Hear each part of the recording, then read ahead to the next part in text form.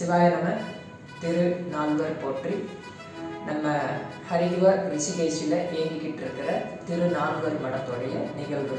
ஒவ்வொரு வருடமும் சார்தாம் யாத்திரை, இங்கே வர்ற பக்தர்கள் சார்தாம் யாத்திரை போகணும்னு சொல்லுவாங்க. அவங்கள நம்ம மடத்துலேருந்து சார்தாம் யாத்திரை நம்ம அழைச்சிட்டு போகிறோம். சார்தாம் யாத்திரை அப்படின்னு பார்த்தீங்கன்னா யமுனோத்ரி, கங்கோத்ரி, பத்ரிநாத், கேதார்நாத் ஆகிய 4 புண்ணிய ஸ்தலங்கள் சென்று வருவது தான் சார்தாம் யாத்திரை அப்படின்னு சொல்லுவாங்க. இந்த 4 ஸ்தலங்கள் போயிட்டு வரதுக்கு 9 நாட்கள் ஆகும். இந்த 9 நாட்களில் ஒரு நாள் நம்மளுக்கு இன்க்ளூடிங் ஆகிடும். நம்ம முதல்ல சார்தாம் யாத்திரையை பற்றி பார்த்தலாம். முதல் நாள் டே 1 நம்ம ரிஷிகேஷிலேருந்து ஃபஸ்ட்டு யமுனோத்ரி நோக்கி பயணிக்கிறோம்.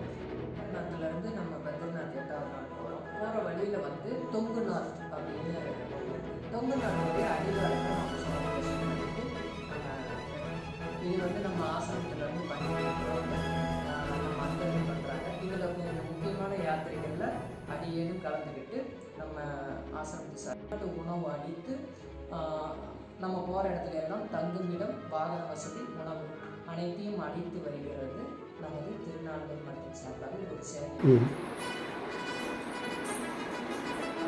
அனைவருக்கும் வணக்கம். சிவாய நமக.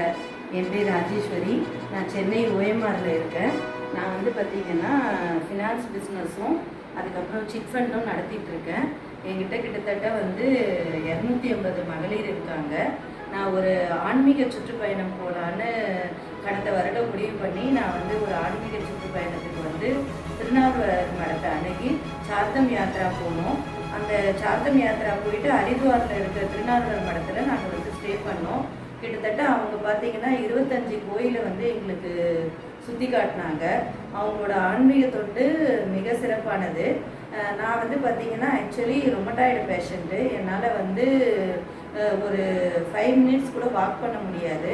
பட் அந்த இது பாஷ தெரியாத ஊரில் எங்களை ட்ரெயினை விட்டு நாங்கள் இறங்கினதுமே அவங்க வண்டி காத்துட்டு இருந்தது எங்களுக்காக. அதோட ஃபேரும் அவங்களே கொடுத்துட்டாங்கன்னா பார்த்துக்கோங்களேன், அந்த அளவுக்கு ஆன்மீக தொண்டு.